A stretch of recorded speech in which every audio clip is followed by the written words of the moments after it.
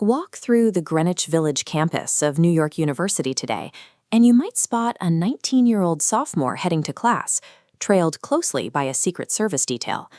But Barron Trump is carrying a rather unusual portfolio for a college student. According to recent financial disclosures, his net worth sits at an estimated $150 million. For years, his mother carefully shielded him from the relentless glare of the political spotlight, keeping his public footprint as small as possible. Yet, behind the scenes, he has been steadily constructing his own distinct financial empire, operating entirely outside the traditional family business.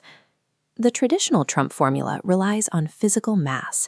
It requires accumulating highly regulated, illiquid assets over decades. Think glass skyscrapers, sprawling golf courses, and casinos. In July 2024, Barron took his first step along that exact path, filing the paperwork to co-found a luxury real estate development firm called Trump, Fulcher, and Roxburgh Capital. By November, the company was abruptly dissolved. The timing coincided with the 2024 election, effectively putting the project on ice to avoid intense media scrutiny and regulatory friction. In the time it takes to permit or zone a single building, a digital ecosystem can be launched globally. This disparity in speed signaled a pivot away from heavy physical assets and toward the frictionless environment of the high-speed digital economy. His primary vehicle became World Liberty Financial. Barron stepped into the official role of DeFi visionary, pushing his family into decentralized finance, a system where users trade and lend digital assets directly on a blockchain, bypassing traditional big banks entirely. This chart shows the allocation of the platform's digital tokens, making the math straightforward. A Trump-linked entity secured a 70% stake. Out of that pool, Barron was granted a 10% founder's allocation. Following his father's 2024 election victory, investor interest surged, driving roughly $675 million in token sales. They quickly expanded the ecosystem by launching USD1, a stablecoin pegged to the US dollar. The market capitalization for that single product rapidly climbed to $2.6 billion. To lock in real-world capital, the venture executed a massive equity swap, trading $750 million worth of tokens with a publicly listed healthcare firm called Alt5 Sigma. By structuring these digital allocations and leveraging political momentum, Barron converted his family's brand into tens of millions in highly liquid wealth in months.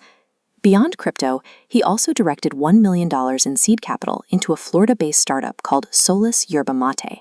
His father's era of consumer goods often focused on heavy, premium physical items like branded steaks or luxury ties, which struggled to maintain market share. Solos takes the opposite approach.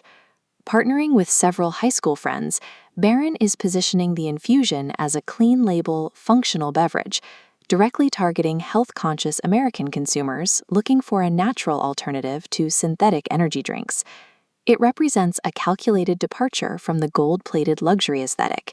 Instead, he is capturing a modern lifestyle market driven entirely by Gen Z consumer habits. By October 2025, Barron initiated a campaign to secure a leadership position on the board of TikTok's U.S. operations.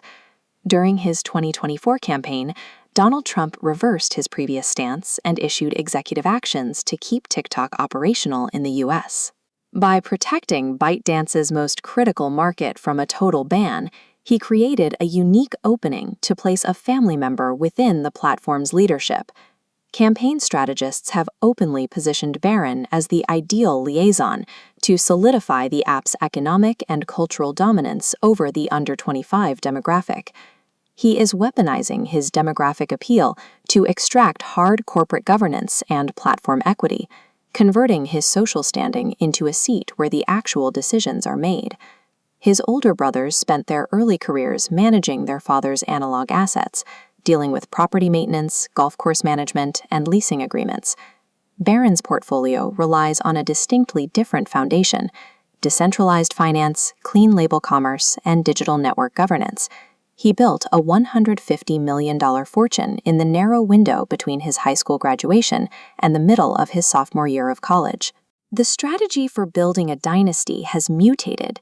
In the modern era, you don't need a portfolio of skyscrapers if you possess the right combination of brand leverage, political timing, and digital fluency.